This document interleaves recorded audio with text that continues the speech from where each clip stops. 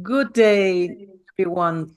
I'm Saskia Harkema, and together with Nusja Afridi, we have written a book, The Power is You, an Odyssey towards Self-Empowerment.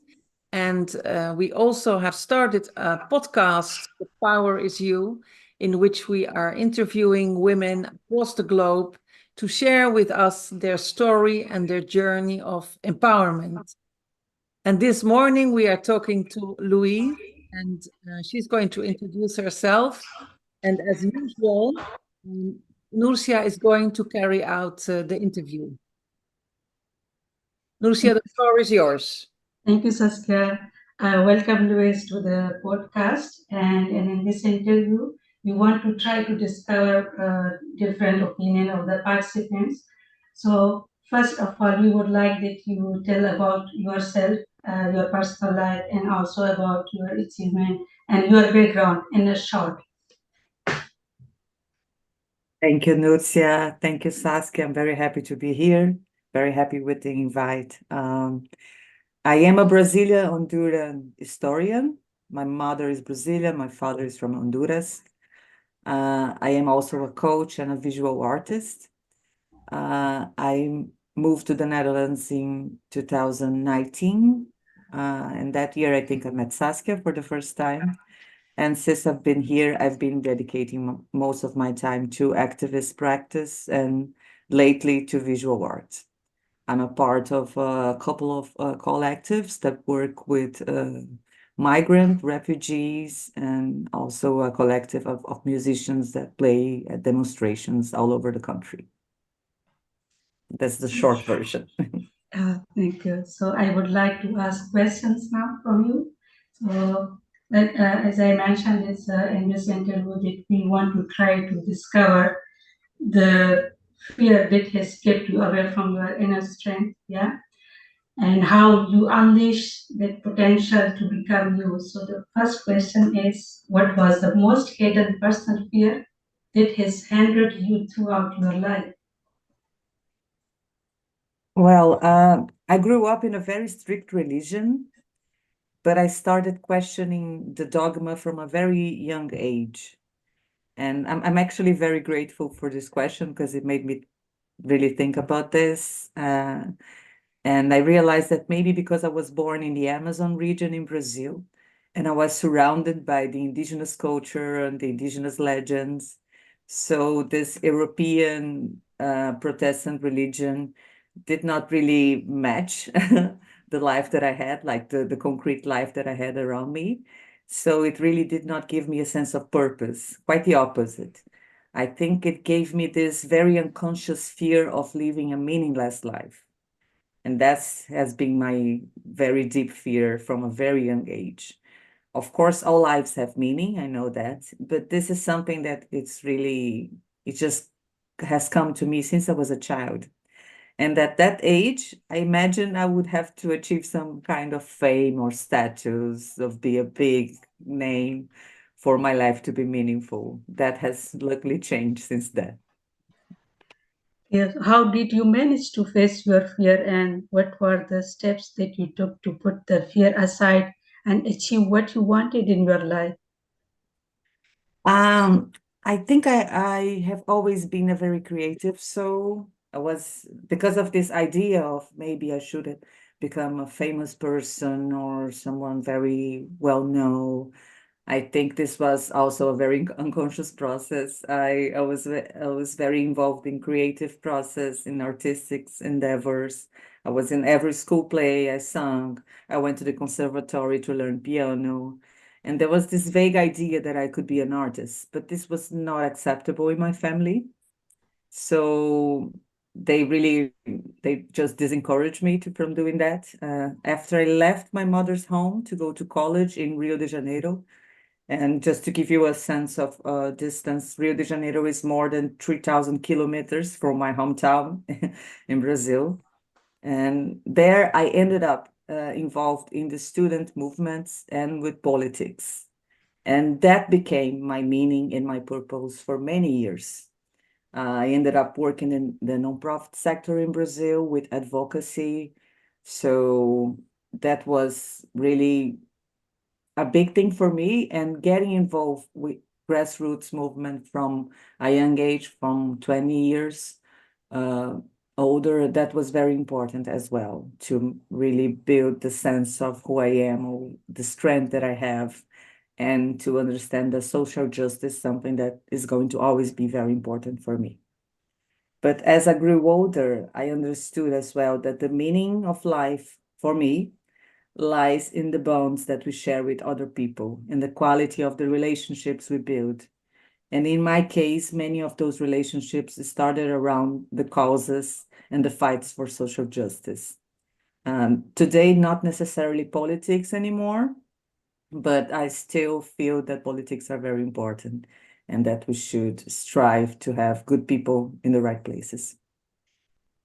Can you give Yes, and can you give an example of this cause at that time that you were campaigning for? When you Yes. In Brazil, of course, in the 80s and the 90s, famine was still a big thing. And that was the first cause that really got my attention. My family come from a very poor region in the north of the country. My mother and her family, they went through periods of hunger when my mother was a kid. So that was, of course, very close to me. And I started working for Ação de Cidadania. There is like a citizen in action movement that was founded by the very proeminent sociologist from Brazil. Uh, and that work was really getting donations not only in money, but also getting donations in food, preparing food for people who were hunger in the outskirts of the cities, in this case in Rio de Janeiro. And it was something that it was really very close with the communities in the favelas, in the slums of Rio de Janeiro, and not only seeing people as numbers, but getting to know the stories, getting to know why they ended up in that situation, and really helping to alleviate that and to give them the possible path to leave that situation. That was a foundation for me, that work. yeah. So now I would like to ask another question related to this. Like, as you mentioned, you are part of this movement and you have done a lots of things in your country and your region. So to achieve something in life, there are always some hurdles and challenges that you, some of them you also mentioned. So that we need to overcome to reach to our destination, our goals. So what were some of those challenges that you needed to overcome? I think starting over, it's always a big challenge, and one that I have tackled a few times. I have made at least three big moves in my life, two inside my home country, and one to a totally new country when I came to the Netherlands 5 years ago. And every one of those moves took a lot of energy, a lot of work, a lot of optimism, and a bit of luck. I think arriving at a new place, finding a new job, making new friends, building a new community, understanding the culture, all of this can be very challenging. And yeah, I would say those were the biggest challenges I have faced, like in a frequent mode. Yeah, this is true. When you go to some other country or part, so you have many challenges, yeah, as a culture and as a finding jobs and in other things. So there are definitely challenges. So But is I there think it any, also, sorry, yeah, Nozi, yes, yes, please I, go ahead. I think it also makes you much more empathetic with people who are going through similar situations. I was very lucky because all the moves that I have made, I chose to make them. I made them to have a better life, to have they were opportunities for me. I was never forced to leave my house. And I cannot even grasp how hard that must be, because if you do a move, if when you choose and you have the conditions to do it, it's super hard when you have to do it without having these options, just because you're forced to leave your home, you're forced to leave your country. It's so heartbreaking, and it really, I feel it makes me much more empathetic with people who are going through this. Okay. So, yeah, is there in life moments of defeat that when you felt Yes, I was defeated in my life. 12 years ago, I had my first breast cancer diagnosis. Um, I had recently moved to São Paulo. São Paulo is a huge city, is the biggest city in Latin America. And I had just a couple of friends there. So it was very scary, very lonely. It was, I think, my darkest time at that point. But luckily, uh, community came to save me, and my friends from Rio de Janeiro, they organized a roster. So for every chemotherapy session, sorry, I get a bit emotional with this one. For every chemotherapy session, I would have someone, some of my closest friends, coming from Rio to stay with me and taking care of me for a few days. That was hugely special, and I think it made me a true believer in the power of community. Mhm. It's very true, Louis, because there are many moments in our life that when we feel defeated, but it's also the ability, being a human and being a woman, that we have the ability to resurrect, yeah, our will to live and our resilience, our vitality allows us to stand up every time again. And I think it's important to mention that those friends were all women. Yeah, it's good. So, is there any moment in your life that you felt, yes, the power is me? Uh, Interestingly, the same time at the same time that that time that was my darkest time, I think it took me maybe a couple of months really to pass through the grief. But I do see myself as a person of action. So after my diagnosis, I started to study all I could about the disease, about how to fight it. I learned how to cook food to support the treatment. I learned how to meditate. I think most importantly, I went back to my artistic self from my childhood. And after my treatment was done, I started a small business teaching families that were dealing with cancer how to prepare food that was delicious, healthy, and helpful to navigate all the hardness of the treatment, chemotherapy, radiotherapy. It's really hard. It can really take a toll on you. And I'm very happy to share that I have helped a lot of families going through this. And to this day, I still help people in this capacity as a volunteer, mostly people from Brazil. And I still make art in different forms. So those two things were the things that really saved me. Mhm. That's great. It's a very amazing story of yours, Louis. And you are empowering yourself and also to the other women and other peoples who have suffered and were suffering. Yeah. So this is the strength that we are finding from the inner side. So thank you so much for the impressive story of yours. Saskia, now the floor is yours. Yes. Thank you, Norzi. Thank you, Nusia. Well, it's really a remarkable story, and a few things stand out. And I'm going to ask a question about this. Is that you started questioning dogma at a very early age, and this is really interesting because dogma, in a way, are rules that tell us how we should behave, and the fact that you started to question that shows that you somehow wanted to think, okay, is this really good for me? This is where empowerment also starts. And you mentioned that your fear was to live a meaningless life, and that you kind of this perception on what meaningless is that changed over the course of your life. And but you definitely also wanted to contribute to society by starting by joining, these different causes that you campaigned for and that you worked for. And you discovered the power of community. And what I also find really so strong is that having to fight a disease is probably also a very lonely process. People can help you with it, but you have to find the strength in yourself to transform that somehow.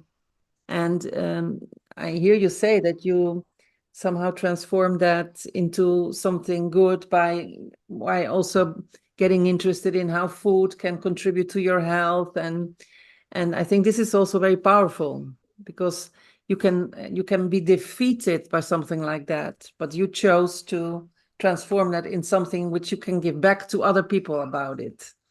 And this is my question. Tell us more, because you do a lot of things. You just mentioned them.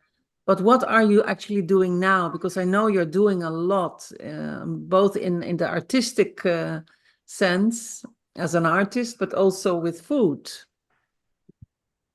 Yes, during the pandemic, I started a food business here in the Netherlands. It was a pandemic response. I was cooking Brazilian vegan food. It was fun and it was lovely. I got to know so many nice people.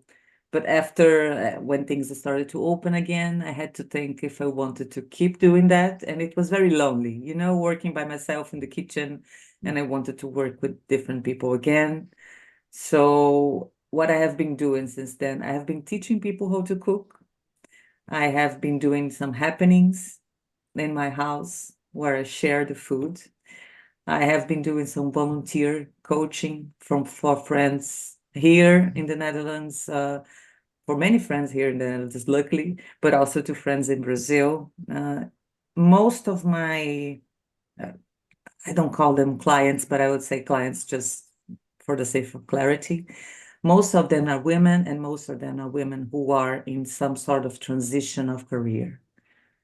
And I really like to work with people who are going through this because it can be very lonely, it can be very taxing, you can feel very lost. And so this is what I'm doing with most of my time. As an artist, I'm working on some pieces about colonization. I have a very nice also series about women that I want to invite both you and Norcia to be a part of. Oh, fantastic. Where I also talk with women about other women who inspire them, and we together come up with a piece, full of symbolism that I can give to you, and it can be your companion. So this is one of my series that I'm developing right now. Today I have my first workshop here in Utrecht. I'm going to have a workshop at the Voorkamer. I'm sure you know the place. Yeah, It's a great. Yeah. it's a great space that works with a lot with migrants and refugees and people who are arriving in the city. So it's very close to my heart. And the workshop today is about embroidering, memories, and maps, Wow. and sharing stories through Oh, those maps. So if I ask you to show me in the world map a place that has a memory to you, what will be that place? So this is the first question of the workshop. And I have already booked a few workshops of the same in Amsterdam, where in a space that I will be working only with migrant people. So it's also a way for them to share how they came here, to make new friends. And it's in a way a shortcut to intimacy because you are put together with these people, with strangers in a room, but then you embroider and you talk about things. And doing that is a very feminine thing. It has been all over the centuries, the rounds of embroidery, the mingas in Latin America, the different types of mingas in the Middle Eastern. So I want to bring that culture to a broader audience that also includes men, but really the spirit of having that communion, that yeah. experience. And for me, that's the real spirituality, that communion with other people, with peers. But tell us, because probably the audience doesn't know either, about a little bit about these mingas, because I'm very. Oh, yes. The Minga, it's a reunion to make art, to make craft. You can do it. It's much common to have it with embroidery, but you can also do it with different types of craft. And basically, you sit around your friends or your community, and everyone is working on their own piece, and you are talking together. Oh, wow. And it has to do also, for me, in my mind, it has to do a little bit with the word gossip. And this is the name of this series that I'm working, that is about women. because this word has such a bad connotation nowadays. But if we go back to the original meaning, gossip is it was basically the information on daily basis that would keep you attuned of what was happening around your community. But because it was a practice that was much more of women, with the pass of time, it began with this connotation, and especially in Latin America, it still has the very bad idea that if women are together, they are gossiping, they are just, saying silly things, and that's not true at all. Mm. So yeah, this is the Minga, a Oh, reunion. oh, interesting. Very interesting. As a final note, do you have a message for women on the basis of your own experience, on your own odyssey through life till now? Keep it together with your friends, with your women friends. Treat them well. Make sure to be there for them. Those are the most important relationships we can have. And those are, in my view, the threads that really sew our lives together, that keep our lives together. And those relationships have the potential, not only the potential, they do change lives on a daily basis everywhere in the world. You are doing that right now, you know, yeah, with your book, with the podcast, and also with all the other things that you do. So yes, keep your friends close. Do your best for them. Be there for them. Well, that's a beautiful, beautiful word to yeah to stop this interview. Thank you very much, Louise. Thank you very much. Thank you for having me.